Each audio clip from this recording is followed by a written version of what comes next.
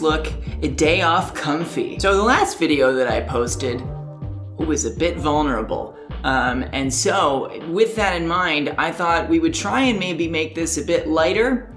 So I asked you guys to send me questions, but then I got one that that's maybe not so light, but I think one that I want to talk about. So we're going to do it. A nice one-sentence question. How do I stop idealizing all of my friendships to the point of having crushes on them? I don't think having crushes on your friends is a problem, but you said the word idealize, and that's what I want to talk about. I am a homebody / one who has lived inside of their head for a majority of my own life. I've done that for many reasons. I think it's just sort of my natural tendency. I also think it's a response to sort of feelings about the world and everything like that. I'm trying not to do it, but I've done it. That is, for me, super dangerous place to be. When I'm not getting what I need socially in my interpersonal relationships, in whatever, I seek it out. And I seek it out aggressively, even when it's not there. I don't know if that's what you're doing,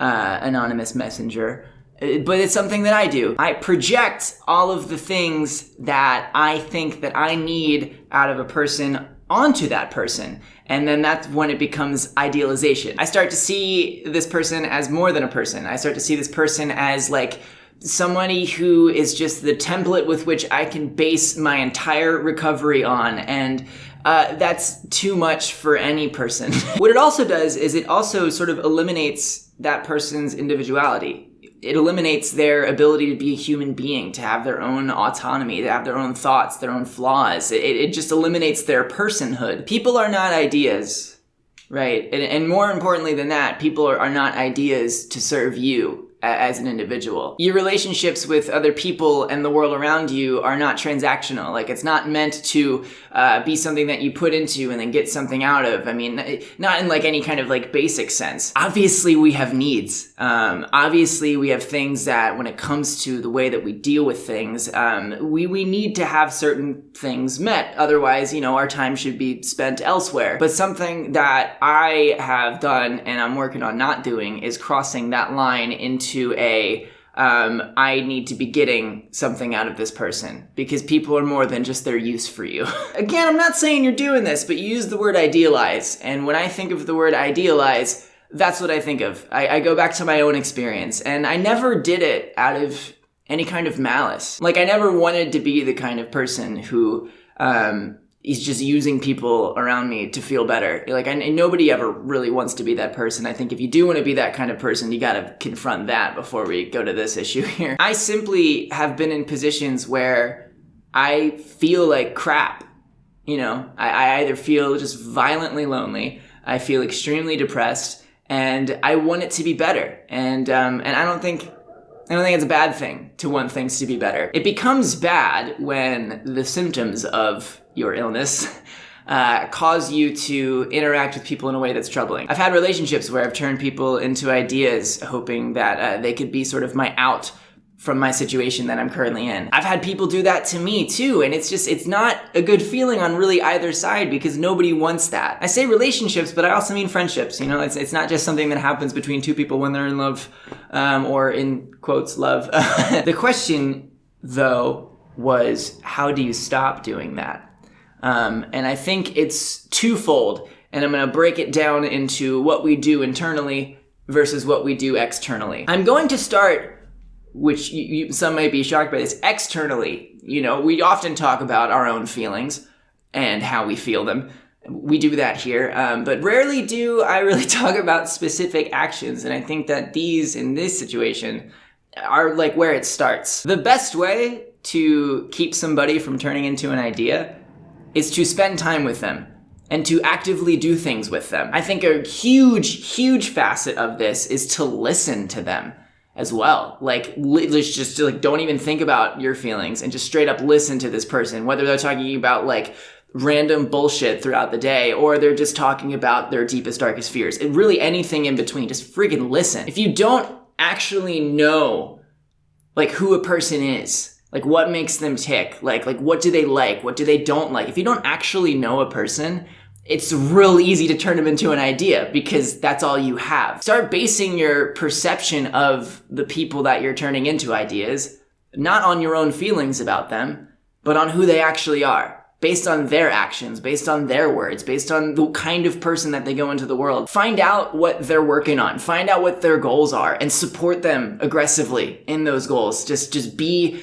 a fan of this person, as what they're doing. Just know this person. I think all of this sounds so obvious, but for those of us who often get trapped within our own heads, it's not often so obvious. I have to make a conscious choice to listen, which sometimes makes me feel like a bad person. It's not. It's just me rejecting my base programming to think and think and think and think and think. Choose to listen to a person. Choose to experience them as they actually are. That's what we can do externally. Internally, something that I have been working extremely hard on is being my own needs. You know, a big theme of my life right now is that regardless of what's happening outside of me, inside of me, whatever, my life does not stop. I have goals. I have things I want to accomplish. I have a template for the kind of person that I want to be in this world and how I want to walk through this world, how I want to affect the other people around me. Regardless of what's happening outside of me, that continues. No other person can affect that. You know, no other person should stop me from being the kind of person that I want to be. That exists independently of whatever idea of a person. Like, I don't need to be fixed. Essentially, I don't need to be fixed because I'm fixing myself. And that's not to say that I'm broken. That's just to say that I'm working on things that I want to improve on. Sometimes I get really tired. And I'm not talking about just like I need to sleep. I just get tired of trying. You know, I get tired of like picking myself up off the floor when things happen and being resilient. I get tired of recovery. I get tired of working against myself all the time, and it's exhausting. In those moments, sometimes I want somebody to come in and swoop and fix me, but that's never going to be the case. When I'm tired, what I'm trying to do, rather than focusing on the big things about my life that I am working towards, my big goals, anything like that, I go small. I downsize. Right? Like I make things smaller so that I can accomplish something, because progress is not something that has to be linear and at the same rate at all times. On a day when I'm feeling that exhausted and I don't really want to try, rather than pining after somebody to come in and help me make myself better, I'll freaking do the dishes. I'll shower. You know, I'll get up. I'll go outside. I'll go for a walk. Something that really doesn't lend itself towards the grand picture of what I want my life to be, but something I can do right now that is productive, that makes me feel a little bit better about where I am. When the external and the internal, for me, synthesize into like healthy habits that are working well, I don't find myself needing to idealize people, right? Like I don't find myself in a situation where I want somebody to be something that they're not, something greater than what they are. And I find myself kind of naturally experiencing people as they actually are. Let me tell you from experience, the ideas that we create of what people can be, you know, they're not as great as what people actually are. Maybe it's a little less romantic. Maybe it's a little less cinematic. Maybe it's a little less sort of perfect in its progression. But what it is real. And I think for me, you know, that's what I would prefer. I don't want to use people as a numbing mechanism. People are not drugs. You know what I mean? Like, that's not what I want. I don't want to use anyone. I want to connect. I want to listen. I want to support. I want to be supported. I want that to all be mutual, enthusiastic, and I want that to be real. I don't want that to be based on anything other than what it actually is. Because when it is real, there's no performance behind it. You know, it's like all the masks come off and it becomes something that is just genuine and fulfilling and wonderful. And you can do that for yourself as well. That's one thing that I'm kind of coming to terms with over the past, couple of years as I've been kind of bringing what's been inside of me to the outside, is that things are beautiful when they're honest. I say beautiful, that doesn't necessarily always mean good. Sometimes it can be exhausting. Sometimes it can be devastating, heartbreaking, whatever, but it's still beautiful. And it's beautiful because it's mine. And it's actually mine, you know, and with other people as well, when you're seeing them as they actually are, that's beautiful because it's theirs. You know, it's nothing than what it actually is. And I think that's incredible. I think I can wrap these thoughts and this idea up into just sort of one statement here. And it's that even though sometimes we have a tendency to idealize people, we actually don't want to be doing that. And when you break it down and like simplify it, you'll realize that, no, you don't actually want the idea of a person. You don't actually want the idea of yourself. You want what those things actually are.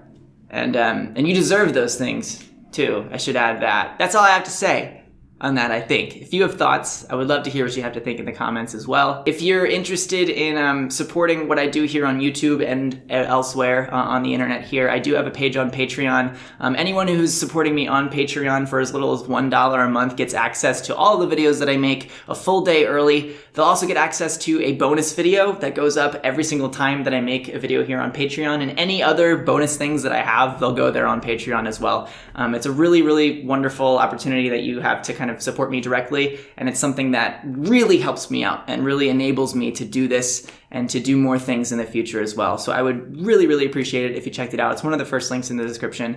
Even if you just looked at it, just were curious, but if you wanted to support as well, it would mean the world to me. And I would just really, really appreciate that so much. What do you think, Socks? Is that about it? You want me to stop talking? I'm gonna stop talking because I want to let her sleep. I love you guys a lot, so much, so much. You guys support me. It's wonderful. I'm gonna cry before I stop talking. I love you a lot, and I'm gonna go now. Later.